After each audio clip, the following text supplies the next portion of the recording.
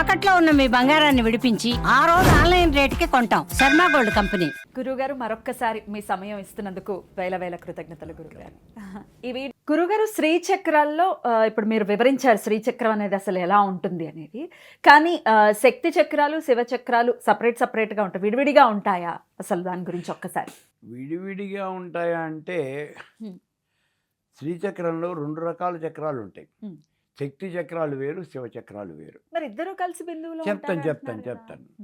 శక్తి చక్రాలు శివ చక్రాలు ఏవే ఉంటాయి అంటే భూపురము, అష్టదళము, షోడశ దళము, బిందువు, ఈ 4 శివచక్రాలు. కోణాలన్నీ శక్తి చక్రాలు. అంటే 14 కోణాలు, బహిర్దశారం 10 కోణాలు, అంతర్దశారం ఇది కూడా 10 కోణాలు, తర్వాత 8 కోణాలు, త్రికోణం. ఈ 5 చక్రాలు శక్తి చక్రాలు. కాబట్టి శివచక్రాలేమో 4, ఏది భూపురము, షోడశ దళము, అష్టదళము, బిందువు. ఇప్పుడు ఈ చెప్పుకున్నటువంటి 5నేమో శక్తి చక్రాలు. ఇలా మొత్తం 9 చక్రాలు ఉంటాయి. విడివిడిగానే ఉంటాయి. అయితే వారిద్దరు ఆ శక్తులు మాత్రం కలిసి బిందువులోనే ఈ 2 విడివిడిగా ఉంటాయి అంటే శివచక్రులు విడివిడిగా ఉండరు, కలిసే ఉంటారు అని చెప్పుకున్నాం. అసలు మన సంస్కృతి అది కదా. ఈ కలిసి ఉండటం అనేది ఎట్లా ఉంటుంది ఇక్కడ మనం చాలా జాగ్రత్తగా గుర్తించాల్సిన విషయం అంటే ఈ పైన బిందువు ఉంది, కింద భూపురం ఉంది. బిందువు అనేది శివచక్రం, భూపురం అనేది శివచక్రం. అటు ఇటు శివచక్రాలు ఉండగా మధ్యలో శక్తి చక్రాలు ఉన్నాయి. కాబట్టి ఇక్కడ శక్తి చక్రాలు మధ్యలో ఉంటే దానికి అటువైపున ఇటువైపున కూడా శివచక్రాలు అనేవి ఉంటాయి. ఇలా ఉంటాయి. శివశక్తులు ఇద్దరు కలిసి బిందువునందు ఉంటారు. ఓకే, అంటే పర్ఫెక్ట్ ప్లాన్ తో ఇద్దరు విడదీయరాని బంధంతో ఉన్నారు, అసలు మమేకమై ఉన్నారు అని చెప్పకనే చెప్తోంది శ్రీచక్రం. అంతే, అద్భుతం. అయితే శ్రీచక్రంలో సందులు అలాగే మర్మస్థానాలు ఏమున్నాయి, ఎలా ఉంటాయి అవి? ఇక్కడ శ్రీచక్రంలోకి వచ్చేప్పటికి సంధులు, మర్మస్థానాలు. ఇందులో ద్విరేఖ సంగమస్థానం సంధిరితి అభిధీయతే. 2 రేఖలు కలిస్తే దాన్ని సంధి అని అంటారు. 2 రేఖలు అంటే ఇది ఒక రేఖ, ఇది ఒక రేఖ, ఇంటూ మార్కు. ఈ సెంటర్ పాయింట్ ఏదైతే ఉన్నదో దాన్ని సంధి అని అంటారు. 2 రేఖలు కలిస్తే. అదే 3 రేఖలు కనుక కలిస్తే అంటే ఇలా ఒకటి, ఇలా ఒకటి, ఇలా ఒకటి, అంటే ఇప్పుడు ఇలా 2 రేఖలు కలిసినాయి, ఈ మధ్యలో ఇంకో రేఖ కనుక వస్తే ఆ సెంటర్ పాయింట్ని మర్మము, మర్మస్థానము అని అంటారు. ఓకే, ఇప్పుడు మొత్తం మీద చూస్తే 24 సందులు, 28 మర్మస్థానాలు ఉంటాయి అన్నారు. ఏమిటండి దీనివల్ల ఉపయోగం? మనకి సందులు, మర్మస్థానాలు ఎన్నున్నా మనకేం ఉపయోగం లేదు. కానీ అది ఎక్కడ ఉపయోగం అంటే మనం గీసినటువంటి డ్రాయింగ్ పర్ఫెక్ట్గా వచ్చిందా లేదా అనే విషయం తెలుసుకోవడానికి అది మెయిన్. ఎలా పడితే అలాగా మెజర్మెంట్స్ లేకుండా చేస్తే మన ఇష్టం వచ్చానికి ఇక్కడ ఈ సంధి కలిసిందంటే ఇక్కడ ఈ మర్మస్థానం కలవాలి. 4 వైపులా ఉంటాయి, ఇటు ఇటు ఇటు ఇటు.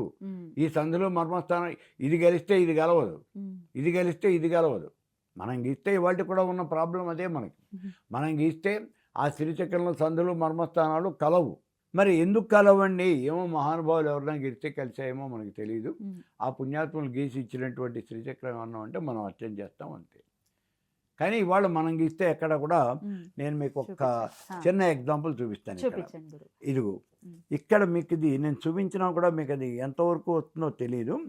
ఇక్కడ మీరు జాగ్రత్తగా కనుక చూసినట్లయితే ఇక్కడ ఇవి కలవు, కలవట్లేదండి. కానీ అవే కలవకపోతే మనం ఏం చేస్తామంటే దాని మీద రంగు, ఇప్పుడు ఈ రంగులు వేసేది అందుకే. ఇదిగో ఇప్పుడు ఇక్కడ ఇలా పెట్టి ఈ కోణం వేసేస్తున్నాం మనం, ఎందుకంటే అది కలిసిందో లేదో మనకు తెలియకుండా ఉండటం కోసమే. ఆ రంగు పూసేస్తే అది ఏమిటో తెలియదు మనకు, అందుకని ఇలా పూస్తున్నారు తప్పించి లేకపోతే అవి కలవు, అవి అట్లాగే ఉంటాయి. ప్రకృతి అందించింది అని అనుకోవాలా? మరి ఎవరు గీసారు ఎగ్జాక్ట్గా దాన్ని?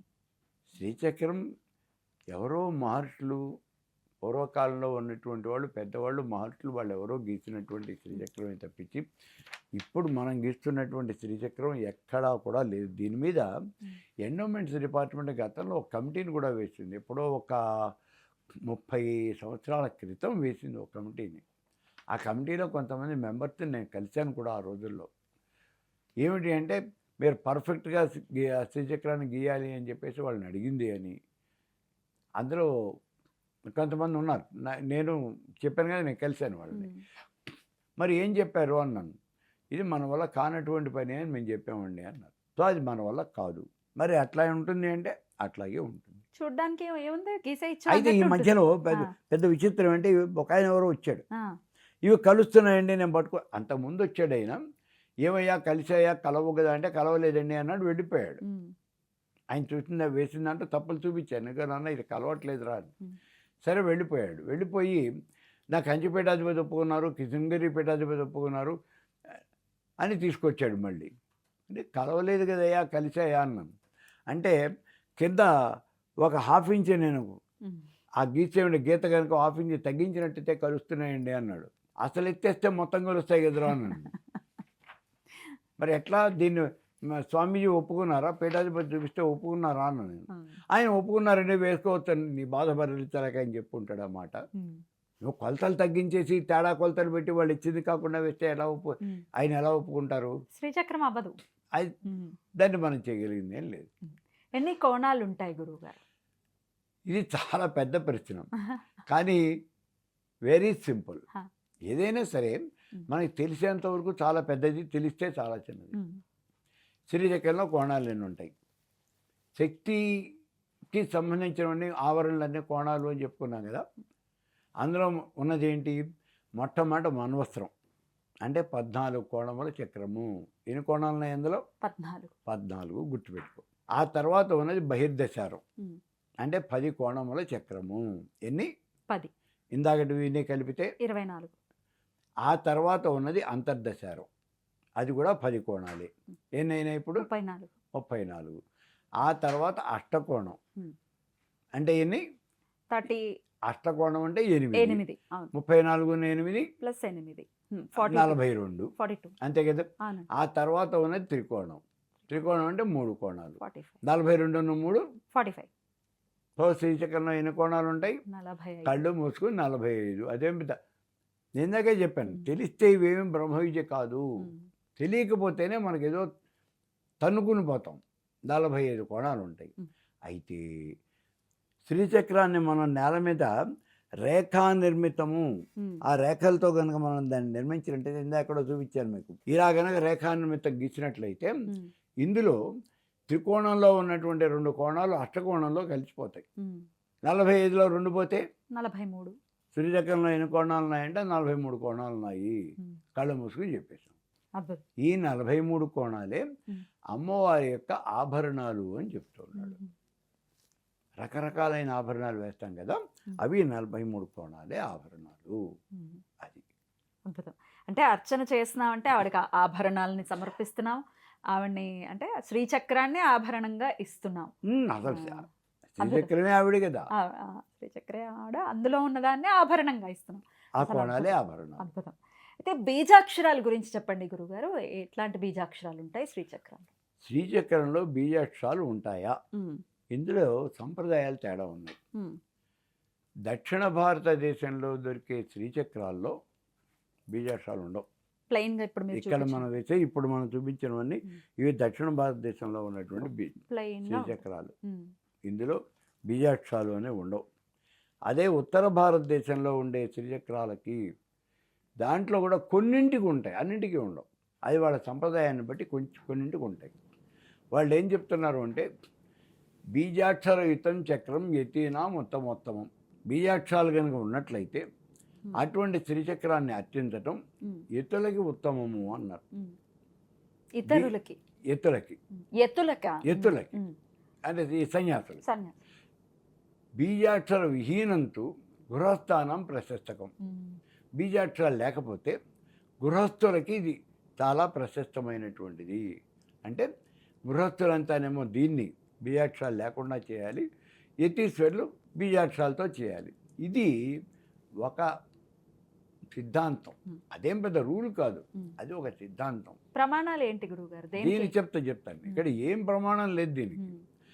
ఇదేదో ఫలానా తంత్రంలో చెప్పాడు అంటాడు, లేకపోతే ఇక్కడ త్రిపుర తాపిని ఉపనిషత్తు అని ఉపనిషత్తు ఉంది. ఆ ఉపనిషత్తులో కొన్ని విషయాలు చెప్పబడ్డాయి. త్రిపుర తాపిని ఉపనిషత్తు, అమ్మవారికి సంబంధించిన ఉపనిషత్తు. అందులో ఇంకో మాట ఏమంటున్నాడు అంటే, బీజాక్షరాలు లేనటువంటి శ్రీచక్రము శవోత్పరికీర్తితం, అది శవంతో సమానము అన్నాడు. ప్రాణం లేనటువంటిది, అది నిర్జీవమైనటువంటిది. అటువంటి శ్రీచక్రం నువ్వు ఎంత కాలం పాటు అర్చన చేసినా, దాన్ని నువ్వు ఆరాధించినా అది సిద్ధిదం నచ, అది సిద్ధించదు అంటాడు. అంటే డెడ్ బాడీని మనం ఆరాధన చేస్తే ఏం ఉపయోగం ఉంటుంది? కాబట్టి అలా ఉంటుంది అంటాడు. ఇదంతా సంప్రదాయ భేదం. వాళ్ళ సంప్రదాయంలో అది ఆ మాట చెప్పారు అంతే. అంతేగాని అదేమీ fixed hard and fast ruling కాదు. మరి ఇప్పుడు మనం బీజాక్షరాలు ఉన్నటువంటిది తెచ్చిపెట్టుకోవాలా, లేనటువంటిది తెచ్చిపెట్టుకోవాలా, ఏమిటి అంటే మీ గురువు గారు ఏం చెప్తే చేయండి. భిన్నమైన సంప్రదాయాలు ఉన్నప్పుడు గురు సంప్రదాయాన్నే పాటించాలి అనేది ఆర్యోక్తి. ఆ పని చేయాలి మనం. అలాగే వృత్తాలు ఎన్ని గురువు గారు? శ్రీచక్రంలో వృత్తాలు ఎన్ని అంటే మామూలుగా అయితే 3 వృత్తాలు ఉన్నాయి అని చెప్తాం. ఇక్కడ వచ్చే ఇబ్బంది ఎలా ఎక్కడ వస్తుందంటే, ఈ 3 వృత్తాలు ఒకే చోట ఉన్నాయా, విడివిడిగా ఉన్నాయా? ఇది మెయిన్ ప్రాబ్లం. ఒకే చోట ఇందులో 2 సంప్రదాయాలు ఉన్నాయి. ఏమిటి అంటే, మనం 9 ఆవరణలు విడివిడిగా చెప్పుకున్నాం కదా. ఈ 9 ఆవరణలను మొట్టమొదటి ఆవరణ భూపురం, రెండవ ఆవరణ షోడశ దళం. ఈ భూపురానికి షోడశ దళానికి మధ్యన 3 వృత్తాలు ఉంటాయి. ఇది ఒక సంప్రదాయం. ఇదిగో ఇక్కడ చూడండి, ఇదిగో ఇక్కడ 3 వృత్తాలు ఉన్నాయి. ఇది భూపురం, ఇది భూపురం, ఇది షోడశ దళం. ఈ మధ్యలో ఉన్నటువంటి 1, 2, 3 ఆ 3 వృత్తాలు. ఇలా 3 వృత్తాలు ఒకే చోట ఉంటాయి. ఇది ఒక సంప్రదాయం. అలాగే ఈ 3 వృత్తాలు ఒక చోట కాకుండా విడివిడిగా ఉంటాయి. ఇదిగో ఇక్కడ చూడండి, ఇందులో ఏమైంది అంటే, ఇది భూపురం, ఇది షోడశ దళం. ఈ రెండింటికి మధ్యన ఒక వృత్తం ఉంది. అలాగే ఇది షోడశ దళం, ఇది అష్టదళం. ఈ రెండింటికి మధ్యన ఇక్కడ వృత్తం ఉంది. అష్టదళం మన్వస్త్రం అంటే 14 దళాల పద్మం. ఆ రెండింటికి మధ్యన ఇంకో వృత్తం ఉంది. కాబట్టి 3 వృత్తాలు అంటే ఇదొకటి, ఇది 2, ఇది 3. ఇలా 3 వృత్తాలు విడివిడిగా ఉన్నాయి. ఇది ఒక సంప్రదాయం. ఇలా ఎందుకు ఉన్నాయండి, ఎందుకు ఉండాలి, దీనికి ఏమైనా ఆధారం అనేది ఉన్నదా? ఉన్నది. ఏమిటి అంటే, ఈ 3 వృత్తాలు కూడా పంచదశి మహామంత్రంలో ఉన్నటువంటి 3 హ్రీంకారములకు ప్రతీక. మంత్రంలో 3 హ్రీంకారాలు ఉన్నాయి. ఆ 3 వృత్తాలు కూడా 3 హ్రీంకారాలకి ప్రతీక. ఈ 3 హ్రీంకారాలు ఎక్కడున్నాయి మంత్రంలో? మొదటి ఖండం తర్వాత 1, రెండవ ఖండం తర్వాత 1, మూడవ ఖండం తర్వాత 1. 3 విడివిడిగా ఉన్నాయి, కానీ కలిసి ఒకే చోట లేవు కదా. అందుకని వీళ్ళు ఏమంటారంటే, ఆ 3 హ్రీంకారాలు విడివిడిగా ఉన్నాయి కాబట్టి దాని ప్రతీకలైన 3 వృత్తాలు కూడా విడివిడిగానే ఉంటాయి. ఇది సంప్రదాయము. అలాగేనయ్యా, అట్లాగే మీరు చెప్పారంటే ఒప్పుకోండి. అస్సలు గుర్తించాల్సిన విషయం ఏమిటి అంటే, గాలి వాన వస్తే కథే మాసిపోతుంది అని చెప్పేసి మనకు ఇది ఉంది. అది ఇక్కడ పరిస్థితి. వృత్తాలు మీరు 3 ఉన్నా, 5 ఉన్నా, 9 ఉన్నా, ఎన్ని వృత్తాలు ఉన్నా ఆ వృత్తాలకు పూజ లేదు ఇక్కడ. ప్రయోజనం కదా. 9 ఆవరణలు ఉన్నాయి అన్నాం. 9 ఆవరణల్లోనూ వృత్తాలు ఒక ఆవరణ కాదు. ఆ వృత్తాలకి పూజ లేదు. మరి పూజ లేనటువంటి వృత్తాలు ఎన్ని ఉంటాయి ఏంటి, ఎక్కడ ఉంటాయి ఏంటి, ఎందుకు దానికోసం మీరు కొట్టాడుకోవటం? కాబట్టి దాని గురించి అసలు పెద్ద ఆలోచనే అనవసరం. అవి ఎక్కడ మీరు మీ గురువుగారు ఎక్కడికి ఇవ్వమంటే అక్కడికి ఇవ్వండి. ఆయన ఇచ్చిన చక్రాన్ని తెచ్చి పెట్టుకోండి. మీరు దేన్ని ఆమోదిస్తారు గురువుగారు? శంకర భగవత్పాదులు వారు చెప్పినటువంటి దాని ప్రకారం మొత్తాలు 3 ఒక చోట ఉన్నాయి అంటాం. మొదట చూసింది దాన్నే మనం ఎక్కువగా ఇచ్చేస్తూ ఉంటాం. అయితే మళ్ళీ ఇంకో అనుమానం వస్తుంది, ఈ వృత్తాల్లో దేవతలు ఉన్నారా? ఏమండి, పూజాపాడు లేనటువంటి వృత్తాల్లో దేవతలు ఉంటే ఏంటి, లేకపోతే ఏంటి? అసలు అయితే ఉన్నారా? ఉన్నారు. ఏ రకమైనటువంటి దేవతలు? మొట్టమొదటి వృత్తంలో 7 దేవతలు, రెండో వృత్తంలో 12 మంది, మూడో వృత్తంలో 12 మంది, ఇట్లా మొత్తం 30 మంది దేవతలు ఉన్నారు, 31 మంది దేవతలు ఉన్నారు అని చెప్పేసి మన గ్రంథాల్లో చెప్పడం జరుగుతూ ఉన్నది. కాబట్టి వృత్తాల్లో దేవతలు ఉన్నారా అంటే ఉన్నారు, కానీ వాళ్ళకి పూజ మాత్రం లేదు. ఎందుకని చేయటం లేదో మనకి పూజ లేదు. అసలైతే చెయ్యాలి అని అంటున్నారా? అసలైతే పూజ ఉన్నది అనే చెప్తూ ఉన్నారు, చేయాలి అప్పుడు అనే అంటున్నారు. కానీ ఇక్కడ ఆచారంలో ఎక్కడా కూడా ఏ సంప్రదాయంలోనూ వృత్తాలకి పూజ చేయటం అనేది తెలియదు. మరి ఫలితం ఎలా ఇచ్చేస్తోందని అనుకోవచ్చు? అసలు ఆవరణే కాదు అని చెప్తున్నప్పుడు ఇంకా ఫలితం ఏముంది? దానికి మనకి సంబంధమే లేదు అంటున్నప్పుడు ఇంకా దాన్ని మనకి అర్థం చేసేటువంటి పద్ధతి ఎక్కడుంది? అంటే మరి అంత పర్ఫెక్ట్ గా వృత్తాలకు చేయకుండా కోణాలకి వీటికి అదే ఇప్పుడు అసలు అది $1,000 million వచ్చినదే. ఇంత పెద్ద శ్రీచక్రం గీశారు, అదేమో భగవత్ స్వరూపం అన్నారు, చరాచర జగత్తుకి ప్రతీక అన్నారు, ఇంత మాటలు చెప్పారు, బాగుంది. అందులో వృత్తాలు గీశారు, పోనీ మీరు ఏమన్నా తుడిచేశారా అంటే అవి అరేంజ్ చేయలేదు, ఆ వృత్తాలు ఎట్టి పెట్టారు. కానీ మళ్ళీ వృత్తాలకు పూజ లేదు అంటున్నారు. లేని కాడికి మీరు వృత్తాలు ఎందుకు ఎట్టి పెట్టారు? కానీ విచిత్రం ఏమిటి అంటే ఇప్పుడు వీళ్ళు కొట్టుకుంటూ ఉంటారు, మా సంప్రదాయం ప్రకారం వృత్తాలు 3 ఒకటే చోట ఉండాలి అంతే అని. ఈయనంటే కాదు కాదు, విడివిడిగానే ఉండాలి, అదే మా సంప్రదాయం. అకౌంట్ అయ్యి ఉంటా, దాని పూజ లేనప్పుడు నువ్వు దాన్ని ఏం చేయనప్పుడు అకౌంట్ అయ్యి ఉంటుంది నీకు. అవి వృత్తాల పద్ధతి. శంకర భగవత్పాదులు అందించినటువంటి మరి ఈ సిరి ఆయన ఆమోదంతో లేకపోతే ఆయన చెప్పినట్టుగా గనక ఆరాధన చేస్తే ఎటువంటి కోరికనైనా నెరవేరింపజేస్తుందా శ్రీచక్రం గురుముఖతగా తీసుకున్నప్పుడు? ఆశాపూరితం చక్రం మత్స్యకానామహర్నిశం. దాన్ని అర్చించేవాడి యొక్క శక్తి ఉండాలి కానీ వాడి యొక్క కోరికలు వెంటనే తీరతాయి అని చెప్తా ఉన్నాను. వెంటనే ఆశానాంపూరకం చక్రం మత్స్యకానామహర్నిశం. అసలు 24 hours ఎప్పుడైనా సరే వెంటనే అంటే మీరు ఒక మాట గుర్తించాలి. మరి మనం చిన్నపిల్లలే మాట్లాడుకోకూడదు ఇక్కడ. వెంటనే అంటే నేను అడగంగానే తీరిపోతాయండి, తీరుతాయి. కానీ ఆ కెపాసిటీ నీకు ఉండాలి కదా. ఇప్పుడు గతంలో ఒకసారి నేను ఒక ఇది చూశాను. ఎవరు మనకి ప్రెసిడెంట్ ఉండేవాళ్ళు, ఆయన ఎవరు ముస్లిం ఉండేవాడే, బరాక్ ఒబామానా? ఇండియా ప్రెసిడెంట్ జొలపాయిల్ ఆయన అబ్దుల్ కలాం. ఆ అబ్దుల్ కలాం గారు ఎక్కడో పనిచేస్తూ ఉన్నప్పుడు ఆయన బ్యాంకులో ఒక 3,000 రూపాయలు డిపాజిట్ వేసుకున్నారు. నేను చదివిన ఆర్టికల్. ఎఫ్డి వేశాడు ఆయన. అదేదో ఆ అమౌంట్ పెరిగింది, అవి కొంత అమౌంట్ అయింది.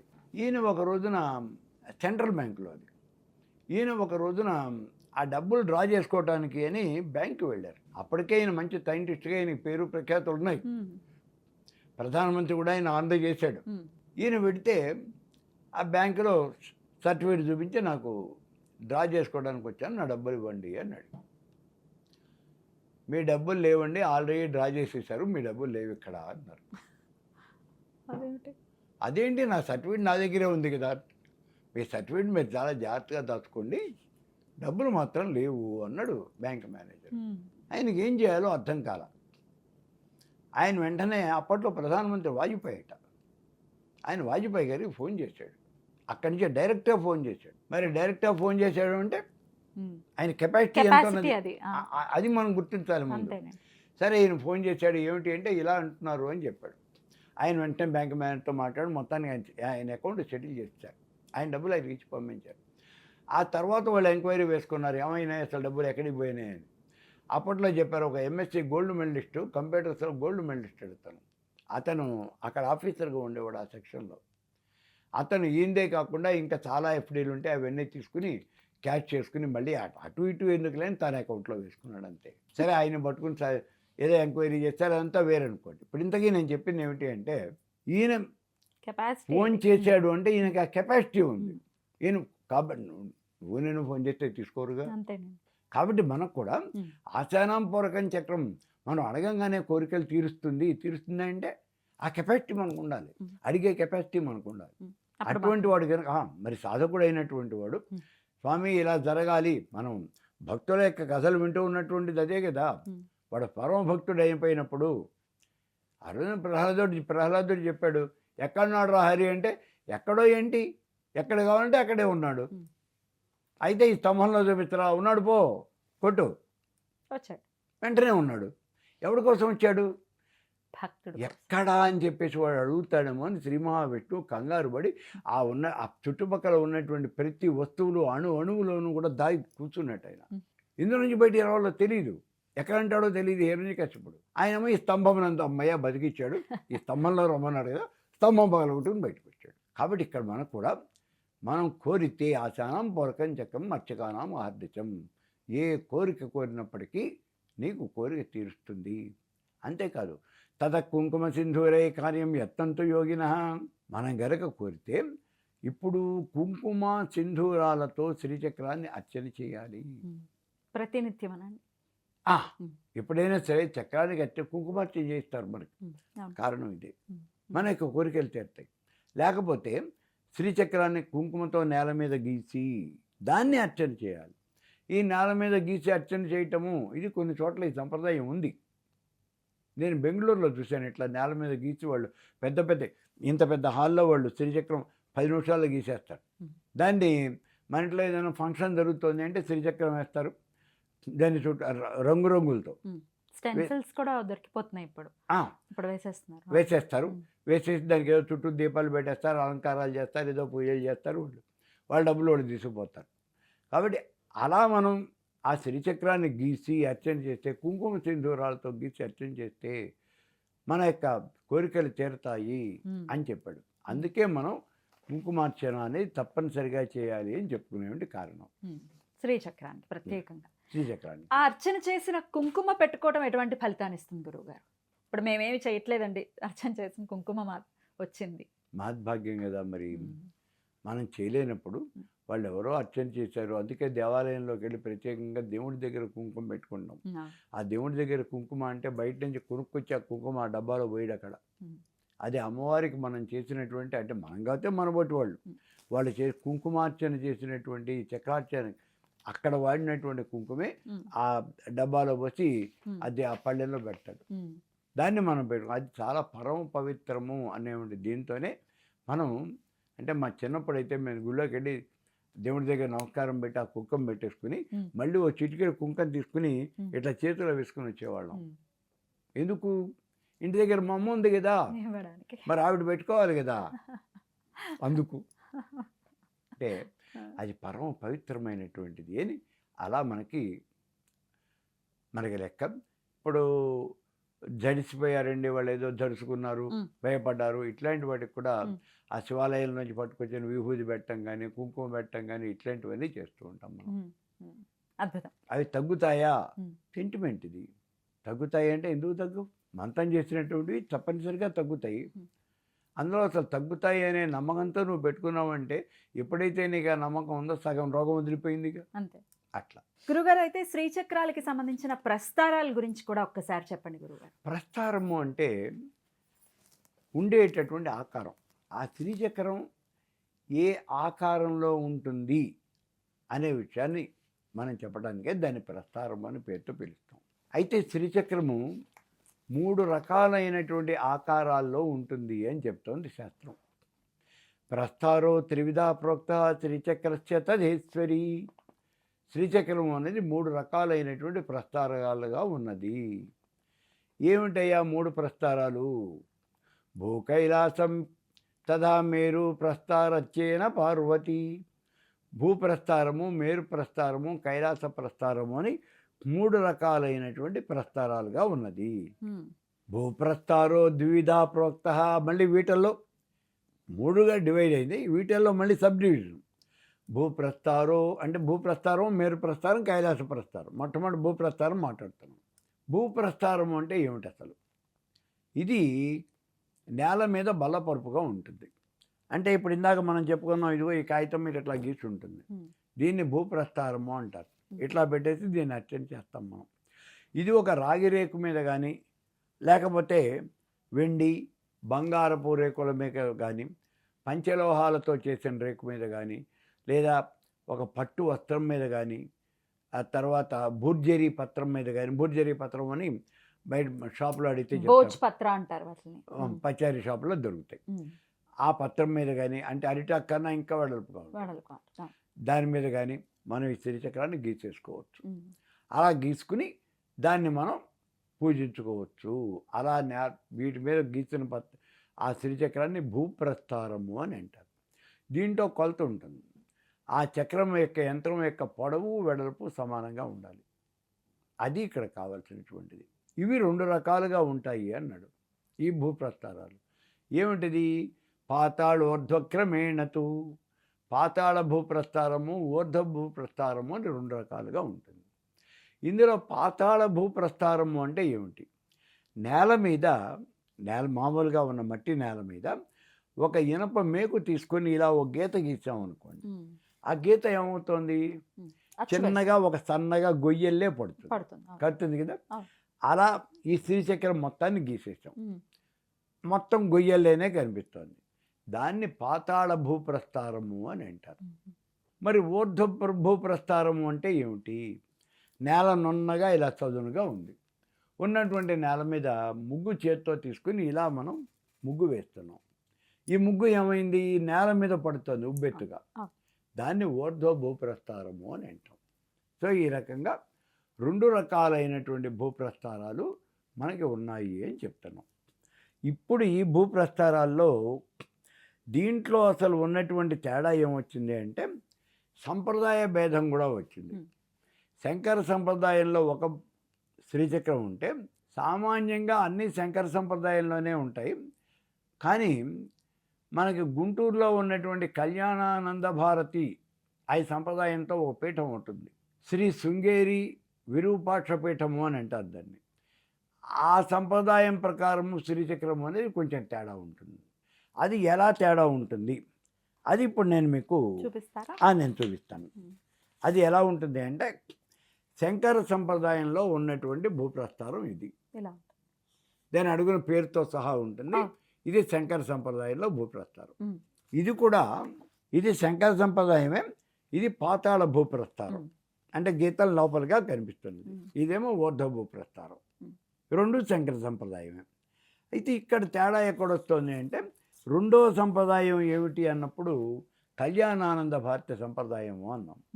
మనం ఏదో వాళ్ళ సంప్రదాయంలో తేడా ఉన్నది అని మనం ఎత్తి చూపట్ల. ఇక్కడ ఉన్నటువంటి తేడా ఏమిటి అనేది శాస్త్రబద్ధంగా చెప్తూ ఉన్నాము. వాళ్ళల్లో తేడా ఏముంది? ఇప్పుడు ఇంకొక మాట ఇక్కడ ఈ సమయంలో గుర్తించాల్సింది ఏమిటి అంటే కళ్యాణానంద భారతి పీఠంలో నృసింహానంద భారతి ఆయన పీఠాధిపతిగా చేశారు. ఆయన స్వయాన మా తాతయ్య, మా అమ్మ యొక్క మేనమామ. కాబట్టి ఆ పీఠాన్ని నేనేమి కించపరచడం లేదు, అలా కించపరచవలసిన అవసరము నాకు లేదు. నేను మీకు ఉన్న తేడా మొత్తం చెప్తున్నాను అంతవరకు. ఇప్పుడు చక్రాన్ని ఆశ్రయించాలి అని అడుగుతూ ఉంటారు, అంతే కదా. వారికి ఇది ఒక అవగాహన. ఇది కళ్యాణానంద భారతి యొక్క సంప్రదాయంలో ఉన్నటువంటి శ్రీచక్రం భూప్రస్థారం. ఇప్పుడు దీన్ని తేడా ఏమిటి ఈ విషయాన్ని చూడాలి. శంకర సంప్రదాయానికి దీనికి ఉన్నటువంటి తేడా ఏమిటి? శంకర సంప్రదాయాన్ని పక్కన పెడదాం, ఇదిగో పక్కన పెట్టుకున్నాం. రెండింటిని చాలా జాగ్రత్తగా చూడండి. ఇందులో మీకు తెలిసేది ఏమిటి అంటే ఈ మొట్టమొదటి శంకర సంప్రదాయంలో వృత్తాలు 3 ఒకే చోట ఉన్నాయి, 1, 2, 3. ఇందులోకి వచ్చేటప్పటికి ఒక వృత్తం, రెండో వృత్తం, మూడో వృత్తం, 3 వృత్తాలు 3 చోట్ల విడివిడిగా ఉన్నాయి. ఇది కళ్యాణానంద భారతి సంప్రదాయం. ఇక రెండో తేడా ఏమున్నది అంటే ఇందులో ఈ శంకర సంప్రదాయంలో దళాలన్నీ దళాల రూపంలో ఉన్నాయి. శుభ్రంగా దళాల రూపంలో అలా కనిపిస్తున్నాయి. ఇక్కడ కళ్యాణానంద భారత్ సంప్రదాయంలో అర్ధవృత్తాలలే కనిపిస్తున్నాయి. ఇవి దళాలే, ఇవి అర్ధవృత్తాలలే కనిపిస్తున్నాయి. ఇదే వీళ్ళ యొక్క తేడా. ఈ 2 తేడాలే ఇక్కడ ఉన్నది. మిగిలినటువంటిది ఏ రకంగానూ తేడా లేదు, అన్నీ ఒకటే. ఇది భూప్రస్థారం. ఇక రెండోది మేరు ప్రస్థారము అన్నాం. ఈ మేరు ప్రస్థారము అని అంటే ఇది బోలించినటువంటి గరాటులాగా ఉంటుంది. దాన్ని మేరు ప్రస్థారము అని అంటాము. బోలించినటువంటి గరాటు అంటే కింద ఇలా వెడల్పుగా ఉండి పైకి వచ్చేప్పటికి ఇలా సన్నగా వచ్చేస్తుంది. అంటే ఇప్పుడు మనకి భూపురమేమో కింద ఉంటుంది, రాన్ రాన్ రాన్ రాన్ ఇవన్నీ కూడా పైకి వచ్చేస్తాయి. బిందువు అనేటటువంటిది పైకి వచ్చేస్తుంది. ఇలా బోలించినటువంటి ఒక గరాట్లాగా కనిపిస్తుంది మనకి. ఈ మేరు ప్రస్థారము ఇందులో కూడా మళ్ళీ ఇక్కడ తేడా ఒక చోట ఉన్నది అంటే ఎక్కడైనా తేడా ఉంటుంది కదా. ఇప్పుడు కళ్యాణానంద భారతి సంప్రదాయంలో ఆ మేరు ప్రస్థారం ఎలా ఉందో ఇక్కడ చూడండి. ఈ ఉన్నటువంటి ఇవన్నీ సెమీ సిలిండ్రికల్ అర్ధవృత్తాలుగా అలాగే కనిపిస్తున్నాయి. వృత్తాలు ఇక్కడ చాలా క్లియర్గా 1, 2, 3 వృత్తాలు విడివిడిగా ఉన్నాయి. మిగిలినవన్నీ ఒకటే. మరి ఇక్కడ ఇవి ఏమిటండి అంటే ఇది చిన్నది కాదు, మెటల్తో తయారు చేసిన పంచలోహాలతో తయారు చేసినటువంటి శ్రీచక్రం. 12 అంగుళాలు ఎత్తు ఉన్నటువంటి శ్రీచక్రం అది. దగ్గర దగ్గర 20 కిలోల బరువు ఉంటుంది, ఇంకా ఎక్కువ ఉందో కూడా. మరి 20 కిలోలు ఉన్నటువంటి ఆ మెటల్ దాన్ని ఎత్తడం కష్టం కదా, అందుకని వీళ్ళు ఇక్కడ 4 వైపులా కోళ్ళు వేసుకున్నారు. 4 కోళ్ళు ఉన్నాయి, అంతకని నేను లేదు ఇందులో. ఇది వారిది కళ్యాణానంద భారత్ సంప్రదాయం. అదే ఇక్కడ ఈ మేరు ప్రస్తారం శంకర సంప్రదాయము. ఇదిగో ఇది శంకర సంప్రదాయం, మరకతంతో మరకత చక్రం ఇది. ఈ మరకత చక్రం కాబట్టి మీకు ఉన్నటువంటి ఈ దళాలు అవి అంత క్లియర్గా మీకు అంటే చక్రం చూడంగానే కనిపించట్లా. ఇవి 3 వృత్తాలు, ఇక్కడ 3 వృత్తాలు విడిగా ఉన్నాయి. అవునండి, ఈ శంకర సంప్రదాయం. ఇక ఈ మేరులోనే ఊర్ధ్వదళము అధోదళము అని 2 రకాలు ఉన్నాయి. ఊర్ధ్వదళము అంటే ఆ ఇందాక మనం షోడశ దళం అష్టదళం చెప్పుకున్నాం కదా, అవి ఇలా పైకి చూస్తూ ఉంటాయి. ధ్వజస్తంభం దగ్గర, దేవాలయంలో ధ్వజస్తంభం దగ్గర వాళ్ళు ఇలా దళాలల్లే కడతారు, మనం చూసుంటాం కదా. ఆ దళాలు ఇలా ఉండవు, అవి ఇలా ఉంటాయి, అంటే ఇలా ఆ పైకి లేచినట్టు ఉంటాయి. అలా ఉంటుంది. ఇందులో ఉన్న దళాలన్నీ కూడా ఇలా ఊర్ధ్వముఖంగా చూస్తూ ఉంటాయి. దాన్ని ఊర్ధ్వదళము అని అంటారు. కంచి పరమాచార్యుల వారు ఆ రోజుల్లో ఆయన చెప్పినటువంటిది ఎక్కడో ఒక చోట చెప్పారు. ఆయన ఇలా ఊర్ధ్వదళంగా ఉండేటటువంటి శ్రీచక్రాలు దేశం మొత్తం మీద 4-5 ఎక్కడో ఉన్నాయా, అంతకని నేను లేదు అన్నారు. దానికి ప్రతీక ఇదిగో ఇది. ఇక్కడ ఉన్నటువంటి ఈ చక్రాలు చూడండి, ఈ దళాలు అవి ఇలా ఉంటాయి, పైకి చూస్తూ ఉంటాయి. ఇది వారిది. తర్వాత అధోదళము అంటే దళాలు కిందికి చూస్తూ ఉన్నటువంటిది. కిందికి చూస్తూ ఉంటే ఇలా ఉంటాయి దళాలు. మరి ఇలా ఉన్నటువంటిది ఇదిగో ఇది. ఇక్కడ ఉన్నటువంటి ఈ దళాలు చూడండి, ఇలా కనిపిస్తూ ఉంటాయి, కింది వైపుకు వాళ్ళు ఉంటాయి. అసలు ఇలా కిందికి వాళ్ళు ఉండటానికి, ఇలా పైకి తిరిగి ఉండటానికి ఈ రెండింటికి మధ్యలో ఉన్నటువంటి తేడాలు ఏమిటి? ఏమిటి అంటే ఇలా కిందికి వాళ్ళు ఉండటము మానవుడు ఐహికమైనటువంటి వ్యవహారాల్లో చిక్కుకుపోయినప్పుడు షట్చక్రాల్లోనూ ఉండే దళాలన్నీ కూడా కింది వైపుకి దిగి ఉంటాయి, అంటే కింది వైపు చూస్తూ ఉంటాయి, ఐహికంలో కూరుకుపోయి ఉంటాయి, అందుకని ఇటు దళాలు కిందకు ఉంటాయి అంటారు. మరి ఇవ్వండి, ధ్యానంలో ఉన్నప్పుడు దళాలంతా ఊర్ధ్వముఖంగా ఉంటాడు కదా, అందుకని ఆ దళాలు ఊర్ధ్వముఖంగా ఉంటాయి, ఈ కారణం చేత ఇది ఇలా ఉంటుంది అన్నారు. సో ఈ 2 మిగిలినటువంటి తేడాలు ఏం లేవు, మిగిలిన తేడాలని ఒకటే. ఇక శాక్తేయ సంప్రదాయము అని ఇందాక మనం చెప్పుకున్నాం. నార్త్ ఇండియాలో అంతా శాక్తేయ సంప్రదాయం. శాక్తేయ సంప్రదాయము అంటే అందులో మనకి దళాలు అనేవి ఉండవు, అసలు శివుడికి ప్రాధాన్యత ఉండదు, అంతా శక్తే ప్రాధాన్యత. శ్రీచక్రంలో దళాలనేమో శివచక్రాలు అని, షోడశ దళం అష్టదళం శివచక్రాలది, కోణాలన్నీ శక్తి చక్రాలు అని మనం చెప్పుకోవడం జరిగింది. ఇక్కడ ఈ శాక్తేయ సంప్రదాయంలో అన్నీ కూడా ఆ దళాలు కానీ లేకపోతే కోణాలు కానీ అన్నీ కోణాకారంలోనే ఉంటాయి, అసలు దళాల రూపంలో ఉండవు.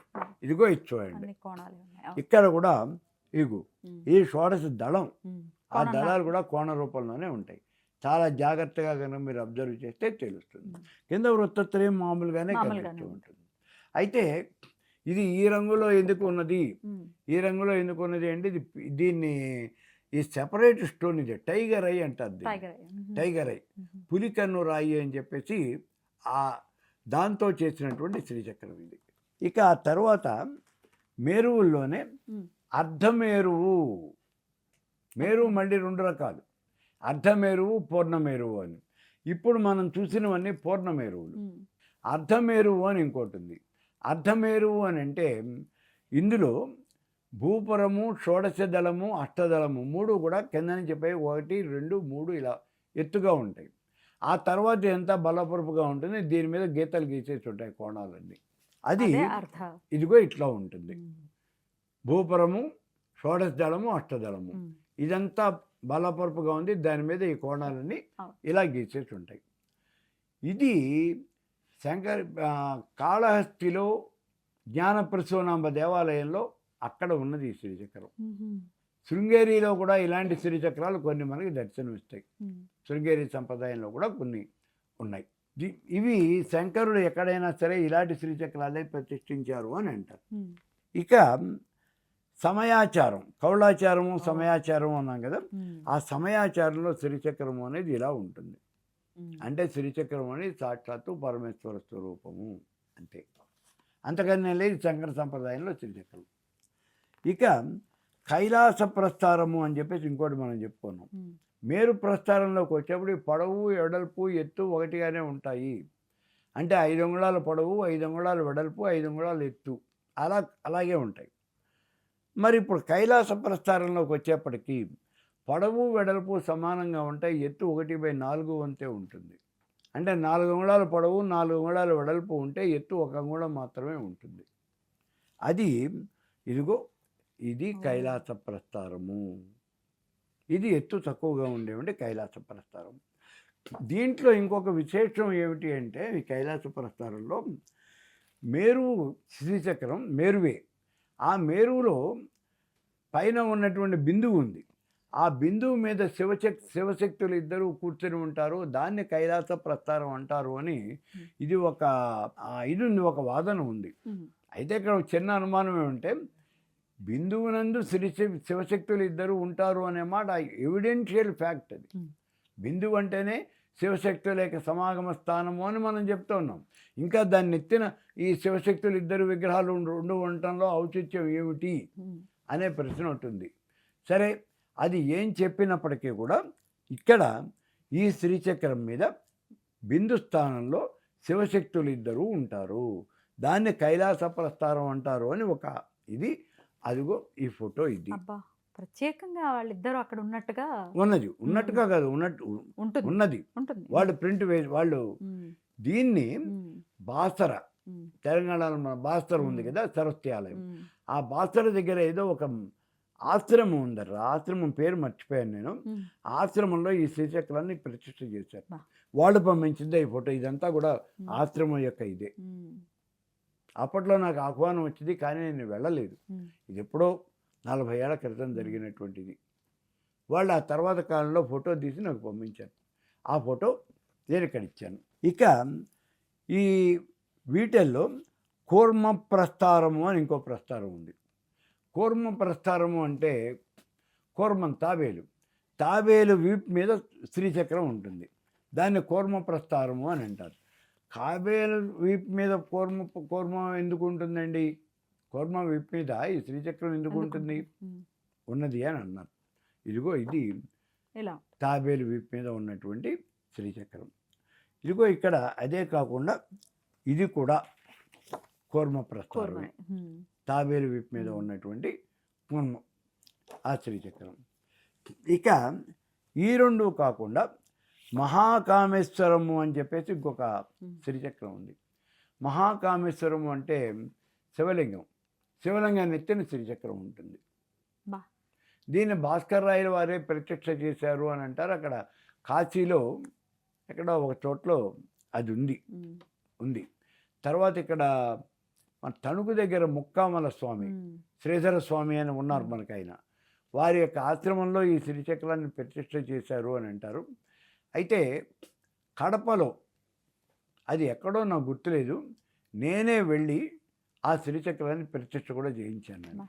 ఇదిగో ఇది శ్రీచక్ర నెత్తిన ఉన్నట్టు శివలింగాన్ని నెత్తిన ఉన్నటువంటి శ్రీచక్రం. ఇది మహాకామేశ్వరము అని అంటారు.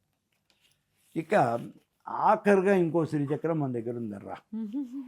ఇది జీవితంలో మొదటి పర్యాయం. శ్రీచక్రం అంటేనే తెలీదు, కానీ ఇన్ని రకాల శ్రీచక్రాలు ఉంటాయా? ఏంటి గురువుగారు ఇది? ఇది బీజాక్షరాలు కూడా ఉన్నట్టున్నాయి. మనం బయటికి పెడితే చాలా షాపుల్లో చూస్తాం ఈ శ్రీచక్రం. అందరూ ఫోటోలు కట్టించి దీనికి అగరత్తులు వెలిగించి రోజు ధూపదీప నైవేద్యాలు పెడుతూ ఉంటారు. కానీ ఈ శ్రీచక్రమే కాదు, ఆ శ్రీచక్రానికి ఉండవలసిన ఆవరణలు కానీ మిగిలినటువంటి ఏ లక్షణాలు కూడా దీనికి లేవు. అన్ని వృత్తాలు ఉన్నాయి ఒకటి గురుగారు. అసలు ఏంటో ఆయన చేతిలో వృత్తలేఖనం ఉంది, గిరా గిరా గిరా గిరా గీస్తారు. పైన గోపురం ఇక పేర్లు ఆయన ఇష్టం వచ్చే పేర్లు రాస్తాడు, కింద నుంచి పైకి. పైన గోపురం కూడా ఉంది. ఇది ఆ పైన 3 శిఖరాలు పెట్టేశాడు. ఆయన తర్వాత బాగానే ఉంది. ఈ చుట్టూ కూడా ఏవో కొన్ని యంత్రాలు గీసేసాడు. ఏమిటిది, ఎక్కడి నుంచి వచ్చింది అని అంటే, కృష్ణదేవరాయల వారి కాలంలో తాతాచార్యులను పురమాయించి రాయల వారే ఈ చక్రాన్ని గీయించారు అని చెప్పేసి ఇందులో రాయబడింది. అది కూడా మనకు తెలియదు, ఇందులో ఎక్కడో మధ్యలో రాస్తుంది అది. కృష్ణదేవరాయల వారి చేత తాతాచార్యుల వారి చేత గీయించబడినది అని. అది పోనీ ఇది వైష్ణవ పరమాస్త అసలు ఏమిటో, ఈ ఆవరణలు ఏమిటి, ఇందులో ఉన్నటువంటి పేర్లు ఏమిటి, ఏమిటో మనకేం తెలియదు. ఈ మధ్యలో ఉన్న కోణాలు ఒకటే మనకు తెలుసు, అంతవరకే. అసలైన బిందువు మాత్రం కనపట్లేదు. అసలు ఏమీ బిందువు అంటే ఇదిగో ఇక్కడ తెల్లగా ఉందిగా అదే బిందువు అనుకోవాలి అంతే. రైట్. దీన్ని ఇది- మాత్రం పెట్టుకోవటం లాంటిది దీన్ని చేయకూడదంటారా? అనవసరం, మనం తెచ్చి పెట్టుకోవడం అనేది అనవసరం. చాలా చాలా షాపుల్లో ఉంది ఇది, బాగా ఫెమిలియర్. విపరీతంగా అమ్ముడుపోయినటువంటిది ఇదే. సరే, ఆన్ దిస్ నోట్ అసలు ఇన్ని రకాలు మాకు చూపించారు కదా. ఇప్పుడు మరకతంలో ఉంది, తర్వాత పంచలోహాల్లో ఉంది, బంగారంలో, రాగిలో, అన్ని రకాల లోహాల్లో కూడా చేసుకోవచ్చు. ఏది శ్రేష్టమైనటువంటి ఫలితాన్ని ఇస్తుంది? బంగారంతో చేసిన శ్రీచక్రం అంటే జీవితాంతం అర్చన చేయొచ్చు అని చెప్తూ ఉన్నాడు, దాని శక్తి తగ్గదు అని. వెండితో చేసినటువంటిది 20-22 సంవత్సరాల వరకే ఉంటుంది అన్నాడు. తర్వాత అది నిర్వీర్యం అయిపోతుందా? చెప్తాను. అంటే వాళ్ళ దగ్గర కెపాసిటీ తగ్గుతుంది అని. ఓకే. అలాగే రాగితో చేసినటువంటి చక్రము అది కూడా ఒక 12 సంవత్సరాల వరకు మహా అయితే ఉంటుంది, ఆ తర్వాత ఉండదు. ఇలా లోహంతో చేసినటువంటిది 6 సంవత్సరాలే ఉంటుంది. ఇలా ఒకదానికి కొంత సమయం అనేది చెప్పడం జరుగుతుంది. ఆ తర్వాత ఈ చక్రం పనికిరాదా? వెండితో చేయించుకున్నాం మనం, 1 కిలో చక్రం చేయించుకోవాలంటే చాలా సామాన్యమైన వెండి పట్టదు. వెండి బరువు ఎక్కువ, చాలా పడుతుంది. మరి ఇంత ఖర్చు పెట్టి మనం చేయించుకున్న తర్వాత పనికిరాదా 4 సంవత్సరాల తర్వాత అంటే అలా కాదు. మనం దేవతా విగ్రహాన్ని, ఒక విగ్రహాన్ని పట్టుకొచ్చి మనం ఏదో ప్రత్యక్ష కార్యక్రమం చేస్తున్నాం దేవాలయంలో. చేస్తున్నప్పుడు ఆ దేవతకి శక్తి ఉందా? మనం ప్రతిష్ఠ చేయకముందు అది కూడా మామూలు ఒక రాయేగా, ఆ రాయికి కొంత శక్తిని ఆపాదించి దాన్ని దేవాలయంలో ప్రతిష్ఠ చేసాం. శక్తి ఎలా వచ్చింది, ఎలా ఆపాదించాం? మనం దానికి పూజలు, జపాలు, తర్పణలు, హోమాలు అన్నీ చేసి దానికి ధారపోసి దాన్ని తీసుకెళ్ళి ఆ గుళ్ళో కళావాహన చేసి అక్కడ ప్రతిష్ఠ చేసాం. కాబట్టి దాని శక్తి ఎక్కడి నుంచి వస్తుంది? మనం చేసే పూజలు, జపాలు, తపాలు వీటిల వల్ల వస్తుంది. అందుకే మనం ప్రతిరోజు కూడా దేవుడికి పూజలు చేసేది. మన నిత్య పూజ, అలా పూజలు అనేవి కంటిన్యూగా జరుగుతూ ఉంటే దేవుడి శక్తి అనేది పెరుగుతూ ఉంటుంది. అంతేగాని ఏదో పొద్దున మేము అష్టోత్తరం చేసామండి, సాయంత్రం మళ్ళీ దీపారాధన చేసి 2 పటిక బెల్ల ముక్కలు నైవేద్యం పెట్టేస్తామండి, సరిపోదా? సరిపోతుంది, ఆయన తింటాం వరకు సరిపోతుంది, నీకు ఇచ్చేది ఏమి ఉండదు. అంటే ఆయన దగ్గర నుంచి నీకేం శక్తి రాదు, నీకేం శక్తి రాదు. ఆ విషయాన్ని మనం గుర్తించి మనం చేస్తూ ఉండాలి. సరే, ఇప్పుడు ఇలా చేసాం. మనం చేసిన తర్వాత ఏమవుతుంది? కొంతకాలం అయ్యేప్పుడు ఆ శక్తి అనేది తగ్గిపోతుంది. అందుకే దానికి మళ్ళీ మనం ప్రత్యేకమైనటువంటి కార్యక్రమాలు అనేవి కొన్ని చేస్తాం. అవే కుంభాభిషేకం, మహాకుంభాభిషేకం అంటారు. ఏదో శాస్త్రం ఏం చెప్తోందంటే ప్రతి సంవత్సరం చేయమని. 12 ఏళ్ళకి ఒకసారి ఏదో చేస్తాం. ఇది 12 ఏళ్ళకి ఒకసారి, 25 ఏళ్ళకి ఒకసారి ఏదో మనం చేస్తూ ఉంటాం. ఇది అలా కాదు, శక్తి కదా. మరి వచ్చేవంటి వాడి యొక్క కోరికలు తీరాలి కదా. మరి తీరాలి అంటే దాంట్లో శక్తి ఉండాలి కదా. అందుకని ప్రతి సంవత్సరము చేయమని చెప్తాను. సరే, మన వాళ్ళు 12 సంవత్సరాలకు ఒకసారి మహాకుంభాభిషేకం చేస్తున్నాము అన్నారు. ఈ చేస్తున్నాము అంటే ఏం చేస్తున్నారు? దాన్ని మళ్ళీ శక్తి పోస్తున్నారు. కొన్ని లక్షలు కోట్లు మంత్రాలు జపం చేయించి దాని విగ్రహానికి ధారపోస్తున్నారు. అంతేకాదు రకరకాలైనటువంటి ప్రక్రియలు, ఈ యాగాలు, యజ్ఞాలు ఇవన్నీ చేసి ఆ శక్తి అంతా దానికి ధారపోతున్నారు. ఇక్కడ మనం గుర్తించాల్సింది ఒకటే, ఇలా మహాకుంభాభిషేకం అని చెప్పేసి మనం ఏదైనా సరే ఒక కార్యక్రమం పెట్టుకుని జపాలు చేయించి మీరు ధారపోయేంటారు అంటే, చేసేటటువంటి వాళ్ళు గుర్తు పెట్టుకుని మీరు రియల్గానే ఆ జపం చేసి దానికి ధారపోయండి. అలా గనక కాకపోయినట్లయితే మేము ఎవరినో మోసం చేసాము, వాడిని 10 మంది జపం చేసేవాళ్ళని తీసుకొచ్చి 25 మంది జపం చేయించినట్టుగా రాసేసాము, ఆ డబ్బులు మేము తీసేసుకున్నాము, అవి మిమ్మల్ని, ఆ పాపం అనేది మిమ్మల్ని కట్టి కుడుపుతుంది. గుర్తుపెట్టుకోండి. ఇవాళ మనం సంపాదించేయచ్చు, దేవుడిని మోసం చేయొచ్చు. ఎవరిని మోసం చేస్తున్నావు? నువ్వు సంపాదించినటువంటి ఆస్తిపాస్తులు నువ్వే తింటావు. ఈ మాట గుర్తుపెట్టుకో. ఎక్కడికి పోవు, నువ్వు తినకపోతే నీ పిల్లలు తింటారు, అంతే కదా. ఒకవేళ నువ్వు చేసినటువంటి కర్మ వల్ల వచ్చే పాపపుణ్యాలు నువ్వు కనుక అనుభవించకపోతే నీ పిల్లలు ఖచ్చితంగా, నువ్వు సంపాదించిన డబ్బులు నీ పిల్లలు తింటారు లేదా? పాపకర్మలు కూడా, మరి పాపకర్మలు మనకి సంబంధించినవి కదా అని అంటూ ఉంటారు. డబ్బులు మాత్రం మనకి సంబంధించినవి కదా. అది మందేగా, రైట్. తప్పనిసరిగా అనుభవిస్తారు. Hmm. అందుకే మీకు ఏదో ఫలానా దేవశాపం ఉంది, కొన్ని సినిమాలు కూడా వచ్చినాయి మధ్యన. అవునండి. మీ వంశంలో ఎవడో 4 తరాల కిందట ఆ దేవతా విగ్రహాన్ని నమ్మేసుకున్నాడు, అందుకని అమ్మవారు కోపించింది. అవును. ఇవాళ వరకు ఆ ఏజ్ వచ్చేటప్పుడు వాళ్ళు కాస్త చచ్చిపోతుంది. చచ్చిపోతారు. మురారి లాంటి ఆ సినిమా. మురారిలో వచ్చింది. సో ఇలాంటివన్నీ కూడా ఇవేం సరదాగా వాళ్ళు ఏదో తీసినటువంటివి కాదు, అది ఎవిడెన్షియల్ ఫ్యాక్ట్ అది.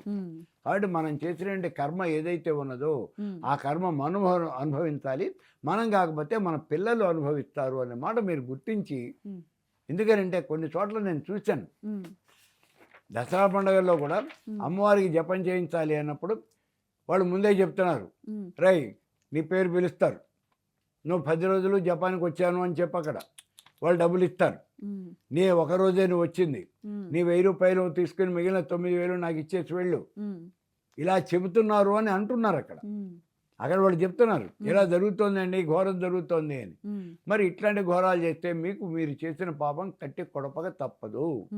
ఆ మాట మాత్రం గుర్తించండి. అయితే మరి ఇప్పుడు ఇలా వెండితో చేయించుకున్నామండి మీరు అన్నట్టుగా 12 ఏళ్ళు ఎంతో ఉంటుంది దాని శక్తి అంటున్నారు కదా, దాని తర్వాత ఏం చేయాలి? Very good. తర్వాత ఏం చేయాలంటే మళ్ళీ మనం ప్రతిరోజు జపం చేస్తుంటే మనం ధారపోస్తున్నాం కదా. అందుకే చకామని మీరేదో సరదా పుట్టింది, నేను బయటికి వెళ్ళిపోయి శ్రీచక్రం కొనుక్కు తెచ్చుకోకండి, మట్టుమట్లు అడిగాను, మేము తెచ్చుకున్నాం, ఆయన నల్లబడిపోయింది, ఏం చేయాలండి అని. మీరు అలాంటి పనులు చేయకండి, అసలు తీసుకురావద్దు. మీరు వద్దు. మీరు ఎప్పుడు పెట్టుకోవాలి, మీరు విపరీతమైనటువంటి సాధన చేయగలిగితేనే పెట్టుకోవాలి, లేకపోతే పెట్టుకోకూడదు. అప్పుడు ఏది శ్రేష్టం? బంగారం అని మీరు చెప్పారు. బంగారంతో మీరు చేయించడం అంటే ఎంత చేయించాలి అన్నా మీకు 5 శ్రీచక్రం చేయించుకోవాలంటే భూపురం 1/4 కిలో పడుతుంది బంగారం. అమ్మా బాబోయ్. ఎందుకంటే గతంలో ఒక ఆయన తీసుకొచ్చాడు నా దగ్గరికి, బంగారం రేటు ఆ రోజున 6000 ఉన్నట్టుంది తులం. ఆ రోజుల్లో తీసుకొచ్చాడు ఒక ఆయన, 1/4 కిలో వెండి పట్టిందండి అని చెప్పి బంగారం. కాబట్టి చేయించుకోవచ్చు 1/4 కిలో అంటే మన కెపాసిటీ, మనకి పెద్ద పెద్ద దేవాలయాలు ఏమన్నా ఉంటే వాళ్ళు చేయించుకోవచ్చు. లేదు మేరుతో బంగారం మేరు చేయించినటువంటి దేవాలయాలు కూడా ఉన్నాయి. దేవాలయాలు కదా. ఇప్పుడు వెంకటేశ్వర స్వామి ఉన్నాడు, ఆయనకి ఏంటి ఇబ్బంది? అలాంటి చోట్ల ఆదాయం ఉంటుంది. ఆదాయం ఎట్లా వస్తుంది? ఆకర్షణ ఎట్లా వస్తుంది? వీటి వల్లే. వెంకటేశ్వర స్వామి ఒంటి నిండా నవరత్నాలు ఉన్నాయి, దగా మెరిచిపోతున్నాడు కాబట్టి ఆకర్షణ ఉంది.